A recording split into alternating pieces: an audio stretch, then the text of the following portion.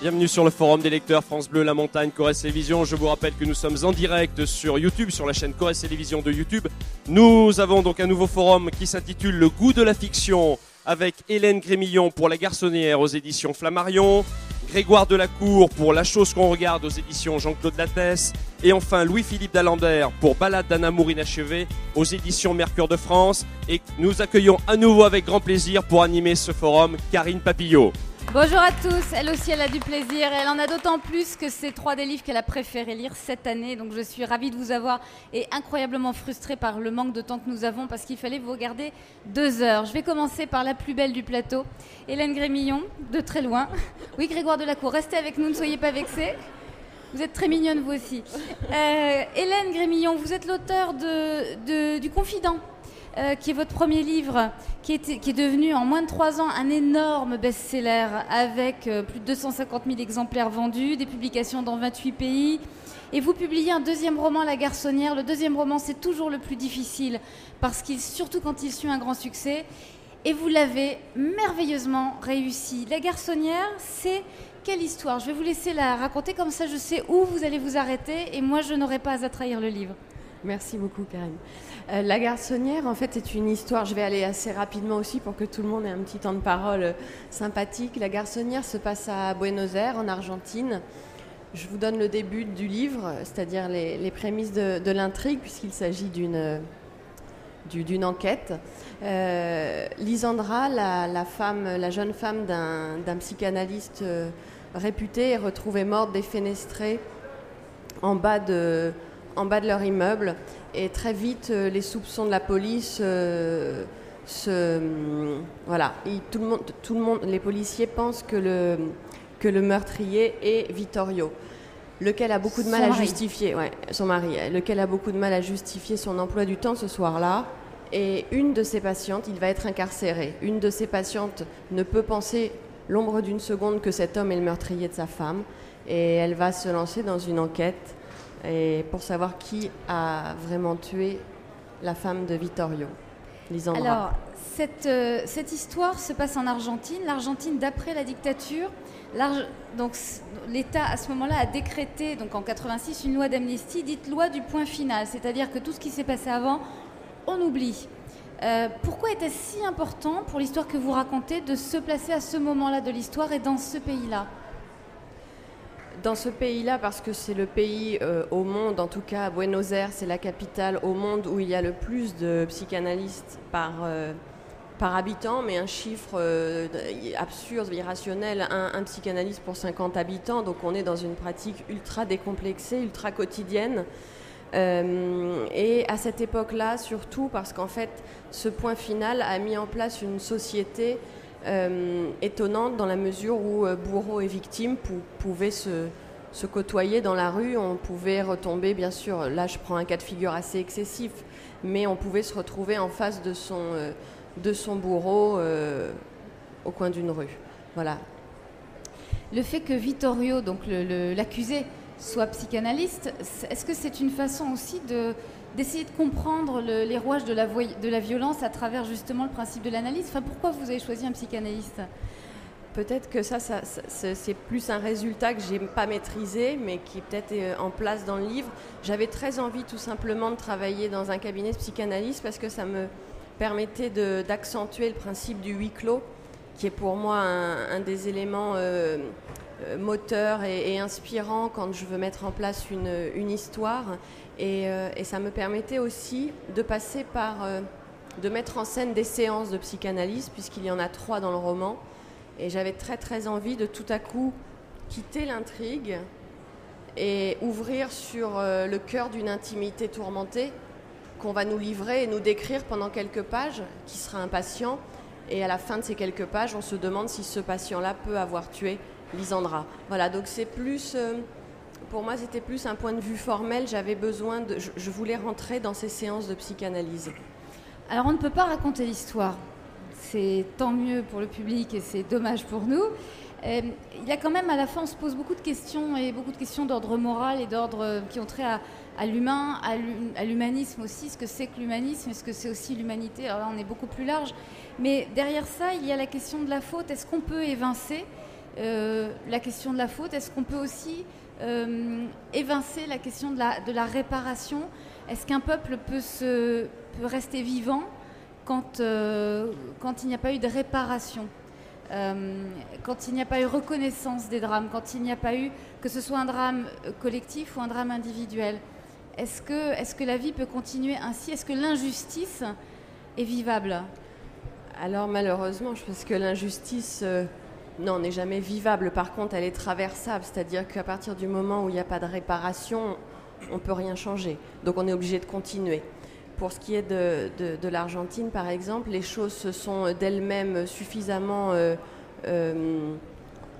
pourries pour que les procès soient finalement ouverts et que ces lois d'impunité sautent. C'est-à-dire qu'en fait, dans l'indifférence, on ne peut pas résoudre. Donc même l'État argentin a décidé de réouvrir et ils ont été rechercher les bourreaux 15 ans et aujourd'hui encore, les procès continuent de courir puisqu'il y a même 6 mois, on avait un gros procès argentin en cours. Donc voilà. Après, d'un point de vue, et ça c'est l'État, et le point de vue individuel, c'est la même chose.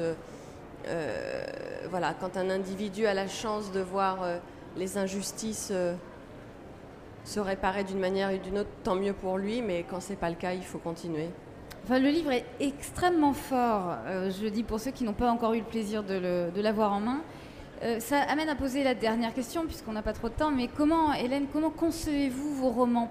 Est-ce que vous connaissez d'emblée tout ce qui va se passer? Est-ce que vous êtes l'écrivain démiurge par excellence? Ou est-ce que l'histoire vous entraîne vous aussi? À 80%, je sais quels sont les enchaînements des actes. On va dire, je travaille comme un plan et j'installe une intrigue très, très nouée. Et après, il y a toujours une marge de plaisir. Je pars toujours, en tout cas depuis Le Confident, entre Le Confident et La Garçonnière, j'ai toujours besoin d'exploiter le sentiment amoureux. Donc je pars souvent d'un couple. Et là, c'est un couple en déliquescence forte. Et voilà. Et une fois que j'ai mon intrigue autour de ce couple, les différentes étapes s'installent. J'ai la fin, bien évidemment. Et ensuite, dans l'écriture, bien sûr que j'ai des marges de liberté quand même, bien entendu. Justement, vous... Allô ? Oui, je veux bien laisser un peu de mon temps à Hélène, si vous voulez. Oui, bien sûr, Grégoire. De quoi j'ai pas entendu, moi? J'ai pas entendu non plus. Qu'est-ce que vous avez dit? J'ai dit que je voulais bien laisser un petit peu de mon temps à Hélène. Ah, laissez un petit peu de votre temps. Ah oui, non, mais... Non, maintenant, Grégoire, à toi. Grégoire, non, justement, c'était vous, ma question Bonjour. suivante. Je voulais savoir aussi ce que vous entreteniez comme relation avec vos histoires et surtout avec les personnages de vos histoires, puisqu'elles sont extrêmement marquantes. Je pense à l'écrivain de la famille, La liste de mes envies, Jocelyne Gerbet, qui me suit sur Facebook et que je suis sur Facebook aussi. Entre parenthèses, donc votre personnage est devenu vivant. Je précise que La liste de mes envies fait l'objet d'une adaptation cinématographique par Didier Le Pêcheur avec Mathilde Seigné, Marc Lavoine et Patrick Chenet. Quand est-ce qu'on va le voir, ce film, d'ailleurs? Il est entre mai-juin, je pense. D'accord. Alors, et puis, la première chose qu'on regarde, vous avez des personnages extrêmement forts. Comment vous les trouvez? Comment vous faites connaissance? Et comment vous les laissez ensuite dans l'anonymat le plus total une fois que vous êtes passé à un autre livre? D'abord, j'aurais aimé avoir les questions avant, parce que elles sont dures, vos questions. Je sais pas, les personnages, écrire un livre, c'est écrire les vies. Moi, je trouve que ma vie, elle est pas... Écrire, c'est élargir sa vie, c'est agrandir sa vie. C'est pouvoir rencontrer qui on veut, c'est convoquer qui on veut. Moi, je voulais convoquer Scarlett Johansson, je prends un papier et un crayon, je dis Scarlett Johansson entre dans ma chambre, point. Ça, c'est le miracle de la littérature. C'est pas de l'argent, c'est rien, c'est juste des mots. Tout est absolument possible. Donc moi, j'aime bien penser que tout est possible et que dans nos vies, entre guillemets, simples, ordinaires, parce qu'on a tous des vies simples, ordinaires, avec des mecs qui nous font chier, des enfants qui rangent pas leur chambre, des mecs admirables et des enfants qui rangent leur chambre, on a droit à une vie merveilleuse. Donc moi, j'ai envie de raconter des vies merveilleuses, mais qui sont au fond les nôtres. Donc moi, je suis une sorte d'archéologue, d'ethnologue de notre époque, de nos vies, dans nos petits quartiers, nos provinces, parce que je nous aime, voilà. Donc j'aime profondément mes personnages, parce que je veux que les personnages aiment les lecteurs et que les lecteurs les aiment, parce que c'est eux dont je parle, les lecteurs. Alors, qu'est-ce que c'est la première chose qu'on regarde? Bah, ça dépend, c'était chez bien, vous, je c'était peux pas bien, le dire, parce que votre mari est dans la salle, mais je sais pas ce qu'on regarde, je crois qu'on regarde chez l'autre ce qui nous manque à soi.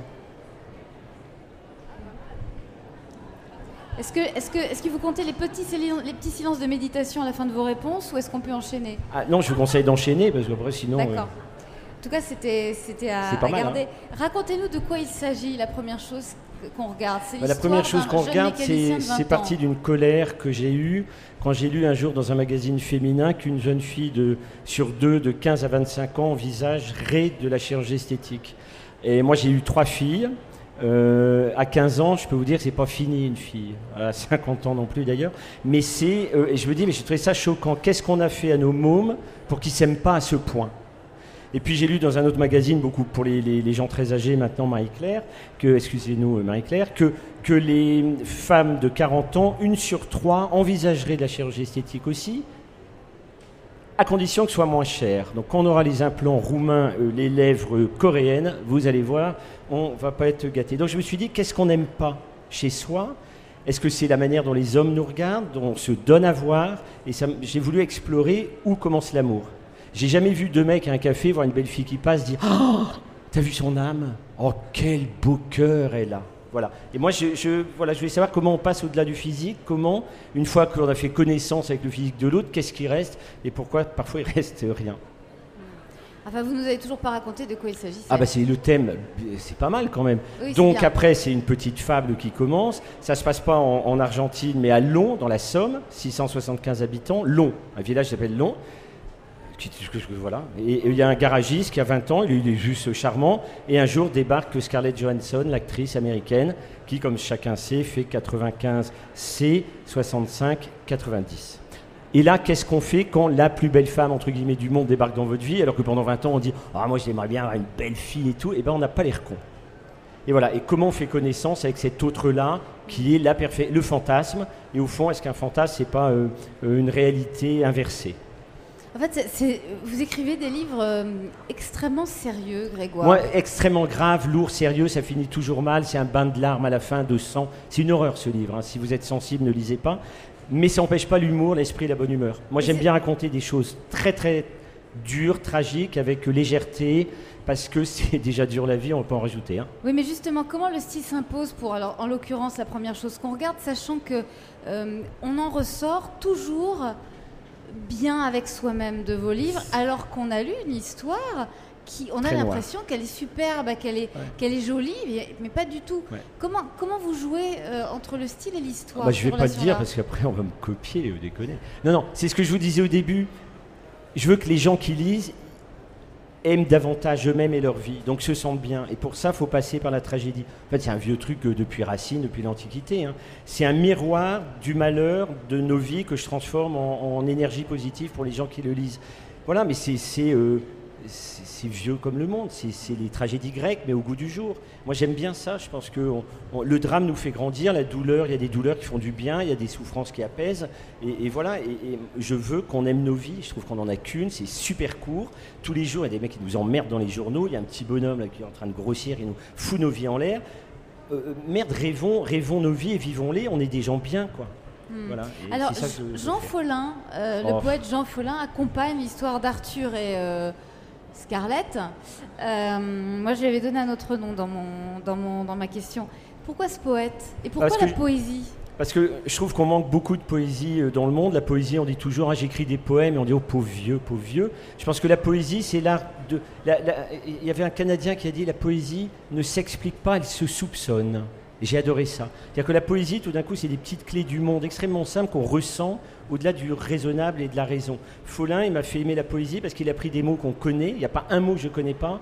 Il a su parler de la vie de tous les jours en quelques lignes et la rendre absolument merveilleuse. Et je voulais que ce garçon qui est garagiste, donc a priori un bébête, excusez-moi s'il y a des garagistes dans la salle, qui est très intelligent, et je voulais qu'il incarne le verbe, c'est-à-dire que lui, par la parole, il va aller vers l'autre, c'est-à-dire que c'est la parole qui va lui faire dépasser l'apparence de l'autre, et elle est la chair. Donc quand vous aurez compris le verbe et la chair, vous aurez compris que j'ai réécrit la Bible.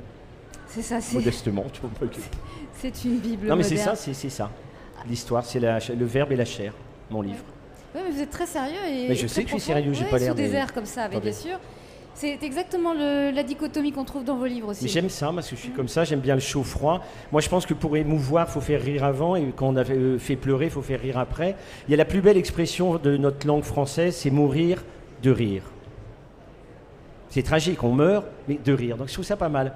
Et ça, c'est le paradoxe de notre langue, et je l'aime pour ça, la langue française. Et que devient Jocelyne Gerbet? Est-ce que cette femme qui vous a fait connaître là, pratiquement dans le monde entier, quelle relation vous entretenez avec elle Moi, j'ai une aujourd'hui? relation extrêmement forte avec ce personnage donc, de la liste de mes envies, parce qu'en fait, j'ai été cette femme pendant 1 an et demi de ma vie, donc j'ai vraiment été une femme. Mes seins ont poussé, mon petit truc est tombé, et j'ai vraiment vécu le monde en tant que femme, et le plus beau compliment, c'est que les femmes m'ont accueilli parmi elles. Donc ça, c'était formidable.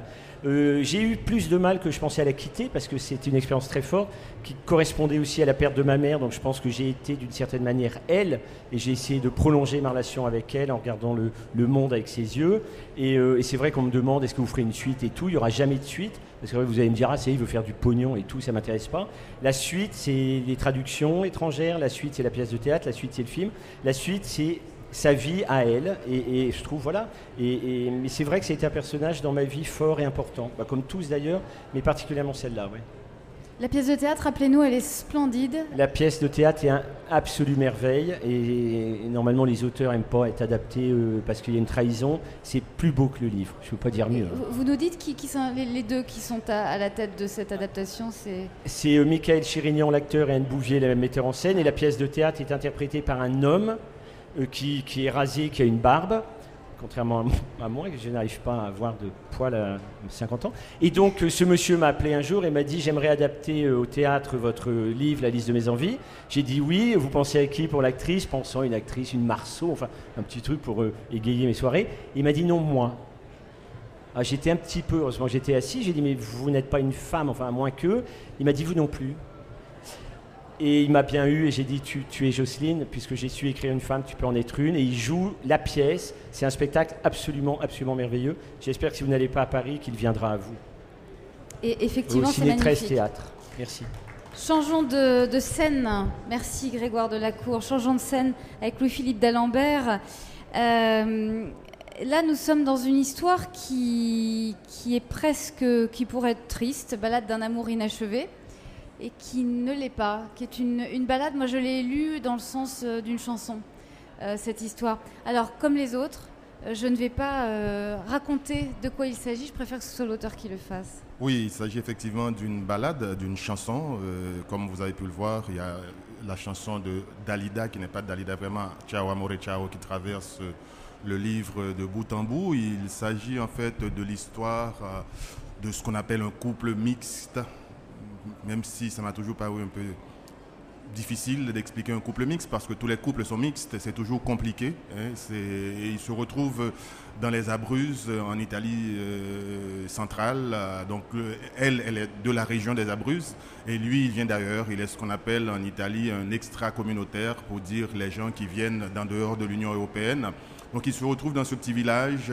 Elle a un désir farouche de partir, de laisser cette région qui est très dure, très austère. Et lui, il vient d'arriver, il a envie de s'enraciner. Et puis, bien entendu, les deux vont diviser le village. Parce qu'il y en a qui sont pour cette union bizarre, d'autres qui sont contre. Dans la famille de la jeune femme, c'est pareil, il y en a qui sont pour l'union et d'autres qui sont contre. Et puis, jusqu'à ce qu'à un moment donné, arrivent les premières secousses du tremblement de terre du 6 avril 2009 dans les Abruzzes. Et puis là, ça change tout, quoi. Il y a quelque chose dans cette histoire qu'on ne racontera pas, mais y compris en insérant la question du tremblement de terre, qui est la répétition d'un drame pour Asaka, puisqu'il a déjà vécu dans son enfance un tremblement de terre. Alors on ne sait pas si vous faites référence, alors c'est peut-être un tremblement de terre imaginaire, si vous faites référence au tremblement de terre haïtien, vous êtes haïtien d'origine, vous avez vécu en Italie, est-ce que c'est une référence au tremblement de terre turc de 99 ? Voilà, donc et Asaka, spontanément et bêtement, on se dit tiens, il doit être japonais, mais en fait pas du tout, il pourrait être aussi bien. C'est un nom qu'on peut retrouver finalement un peu partout. Donc c'est un extracom. Oui. Et c'est la trame vraiment d'une tragédie classique. Parce que c'est mine de rien, qu'est-ce qui se passe quand on rencontre pas forcément le drame, mais l'altérité. et l'altérité dans le drame. Et ce que vous en racontez n'est pas très réjouissant, si je puis me permettre. Oui, mais il y a quand même beaucoup d'humour. Hein. Oui. Rit, je pense qu'il y a pas mal de légèreté. Et malgré, justement, on meurt de rire, comme aurait dit Grégoire, non, il y a quand même beaucoup de légèreté parce que c'est une histoire qui a commencé au lendemain de ce tremblement de terre des Abruzzes en Italie. Mais en fait, je n'avais pas envie, je ne pense pas avoir écrit un roman sur le tremblement de terre. C'est une région que je connais depuis 25 ans. Il se trouve que depuis 25 ans, je vis entre la France, l'Italie et Haïti. Donc c'est comme un homme un peu fou qui essaierait de faire le grand écart entre 3 femmes en y ajoutant de temps en temps quelques maîtresses ici et là. Donc c'est très compliqué, mais je vis entre ces 3 pays et il se trouve que je me suis retrouvé... Ne rêvez pas, Grégoire, hein, Oui. entre 3 femmes et quelques maîtresses. Je voyais son regard qui s'allumait. Oui, Parce que vous avez un air peiné en disant ça, vous aimez bien vu. vous, hein, mais il y a des coquins à table, oui. Donc finalement, il se retrouve dans cette situation. Je me suis retrouvé dans cette situation au lendemain du tremblement de terre en Italie. Et puis bon, sous les tentes avec les gens, je commençais à écrire parce que ça fait longtemps que je voulais justement rapprocher ces 2 pays, l'Italie et Haïti, et surtout cette région des Abruzzes qui mine de rien, est assez proche d'Haïti, avec des montagnes très très élevées, gigantesques, plus de 2900 mètres d'altitude, comme on en a en Haïti, zone sismique aussi. Donc finalement, j'ai commencé à écrire cette histoire. Et quand je suis arrivé en Haïti quelques mois plus tard, eh bien, rebelote, j'en reviens un autre. Je me suis dit, bon, basta, comme on dit en Italie, j'arrête, je fais autre chose. J'ai écrit un autre roman que j'ai publié entre-temps. Et puis, fin 2011, j'ai eu envie de reprendre ce roman. Justement, la distance dans le temps m'a permis d'y mettre un peu plus de légèreté, de mettre un peu plus d'humour, malgré le côté tragique dont vous parlez. Mais il se trouve aussi que je suis nourri de cette tragédie, même à la française, qu'on a. Donc, c'est là. C'est-à-dire que ce que j'ai retenu surtout, c'est au niveau de la structure quand vous parlez de tragédie, c'est-à-dire la manière de construire le texte. Au sens le plus classique du terme, hein, avec vraiment la question de l'altérité, des grands archétypes qui ne sont pas des clichés du tout dans l'écriture, mais qui sont des grands archétypes de ce qui fait l'homme, hein, d'une réflexion sur l'homme. Oui, j'aime beaucoup l'idée d'altérité parce que justement quand Azaka, qui est le personnage principal, arrive dans ce petit village, tout le monde le regarde parce qu'il est un extra-communautaire et comme dit la sœur de la belle-mère, donc comme on dit la tante de sa femme, Maria Grazia, il ne passe pas inaperçu dans ce paysage, donc tout le monde le regarde. Mais ce qu'on oublie souvent, nous, quand on est un groupe, on regarde un individu ou 2 individus, on oublie que souvent ces individus ou cet individu nous regarde aussi. Et c'est ce qui va créer le décalage dans ce roman. Azaka qui vient d'ailleurs, qui vient d'un pays plus pauvre, qui devrait en principe être celui qui est le moins moderne. Et non, au contraire, il trouve que c'est un village complètement arrêté dans le temps, médiéval pratiquement, qui c'est pas uniquement au niveau architectural. Et il se dit, tiens, voilà, c'est des gens un peu arriérés, qu'il n'y a que le vernis de la modernité, l'Internet, la télévision, mais pour le reste, c'est des gens qui ne comprennent pas, c'est des gens, d'après lui, qui ne sont pas entrés dans la modernité, comme dirait l'autre, qui n'est pas entré dans l'histoire. Mais donc, c'est cette impression qu'il a eue en regardant ce village. Donc, c'est ces décalages entre les 2 regards qui va créer par moments l'humour un peu grinçant et qu'on peut y trouver. Donc, le livre vient de paraître en France et il paraît en Italie au mois d'avril. J'espère qu'après la sortie en Italie, qu'ils vont me laisser entrer dans le village à nouveau, quoi. Alors j'imagine que le fait d'avoir placé aussi les choses, vous adressez à un public européen, essentiellement, dans un premier temps, pas français. Est-ce que le fait d'avoir placé ce drame, enfin ce tremblement de terre en Italie, c'est aussi une manière de nous concerner un peu plus, en rapprochant les distances, puisque l'Europe n'a plus de frontières, ça se passe chez nous en fait. Et ce que vous mettez au jour, j'insiste avec ce côté tragédie classique, il y a quelque chose de très René Girardien dans votre livre, en particulier sur la fin. C'est extrêmement frustrant de ne pas en parler, mais il y a quand même cette théorie de qu'est-ce que c'est qu'une société moderne. Il se rend compte assez archaïque dans son fonctionnement, mais elle est aussi archaïque dans sa manière d'utiliser le bouc émissaire aussi pour évacuer les choses? Est-ce que j'ai une lecture trop... Non, c'est bien vu. Trop justement. migraineuse. Non, c'est vraiment bien vu. L'idée de l'altérité, l'idée de frontière, j'ai toujours travaillé sur ces idées-là, sur la rencontre entre, je dirais, des extrêmes, des gens qui viennent d'ailleurs, qui viennent de pays différents, qui n'étaient pas destinés à se rencontrer, et puis qui se rencontrent. Et forcément, qu'est-ce qui se passe quand on fait ce type de rencontre? On peut avoir peur, on peut rejeter l'autre, cette altérité dont vous parliez, tout comme, moi, c'est ce qui m'émeut le plus, ce qui me fascine le plus, on peut lui tendre la main. C'est-à-dire que quand on arrive quelque part et que personne ne nous doit rien, et puis il y a des gens qui nous tendent la main, moi je trouve ça extrêmement émouvant. Et quand je parle dans ce petit village par exemple, les personnes qu'on pourrait croire les plus conservatrices, comme les personnes âgées, on se rend compte que c'est elles les plus ouvertes sur le monde. C'est elles qui ne comprennent pas pourquoi tout ce branle-bas, parce que quelqu'un qui vient d'ailleurs épouse une femme, pourquoi cette femme veut cet homme aussi. Donc elles ne comprennent pas du tout. Donc l'idée pour moi c'est, au lieu du rejet dont on parle, au lieu de la xénophobie dont on parle un peu partout, à raison, mais il y a aussi chez les êtres humains la générosité. Et l'un des personnages le dit dans le roman, c'est que finalement les hommes et les femmes sont les mêmes partout. Et il n'y a pas de grandes différences. Il y a parfois un petit vernis culturel qui fait qu'un Français ne ressemble pas forcément à un Allemand ou à un Sénégalais, mais finalement, c'est des hommes et des femmes qui rient, qui pleurent, et qui ont envie de joie, qui ont envie de tendresse et qui souffrent aussi comme partout ailleurs. Je ne sais pas si vos 3 livres ont beaucoup de choses en commun, en tout cas sur le plan du style, vous êtes chacun très différents, mais je trouve que les 3 auteurs que vous êtes sont assez proches dans un regard extrêmement humaniste sur le monde qui les entoure. Pourquoi écrivez-vous chacun? Alors ça, c'est la question vous avez 30 secondes chacun pour y répondre, c'est beaucoup plus rigolo. On commence par les femmes, ladies first. Non, ça c'est pour se débarrasser, Louis-Philippe, c'est pas bien. Non, c'était pour essayer de trouver l'inspiration entre-temps. Non, et pourquoi j'écris? Je crois que la réponse, elle n'est pas originale, elle est, je crois, de Garcia Marquez, l'écrivain colombien, qui disait qu'il écrivait pour être aimé. Moi, je crois que j'écris aussi pour être aimé, et surtout quand ce sont des lectrices, donc j'écris avec encore plus de plaisir. Ouais, parce que tu vas finir sur une note beaucoup plus enlevée que moi. Non, je sais pas, pardon. Pourquoi j'écris Continue à pas savoir.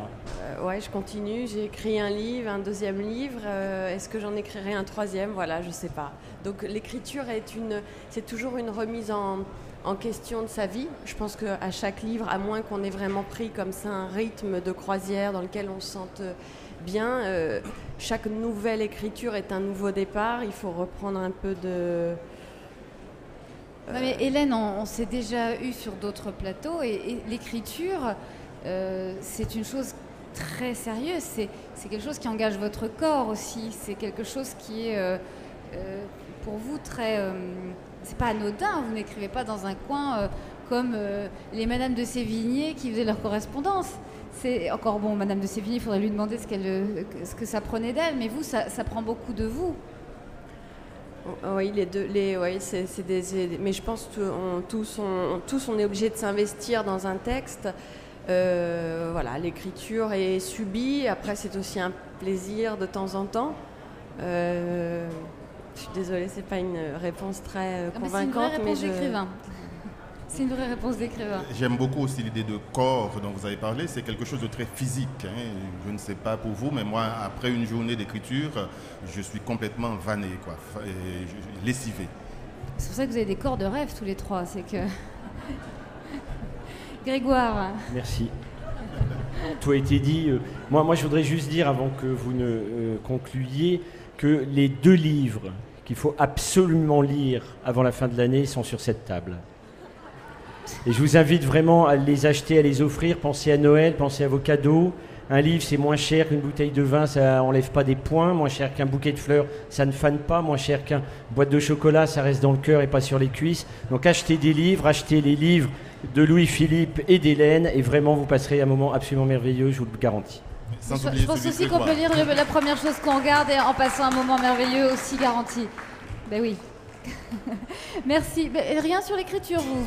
Moi j'ai la chance, je suis tombé dedans récemment à un âge où normalement un homme vers 50 ans a une maîtresse ou fait du golf ou achète une voiture de sport. Moi j'ai acheté un papier, un crayon. Mais moi j'ai un métier, je continue à avoir mon métier, donc je fais mon métier pour manger et j'écris pour vivre. Voilà.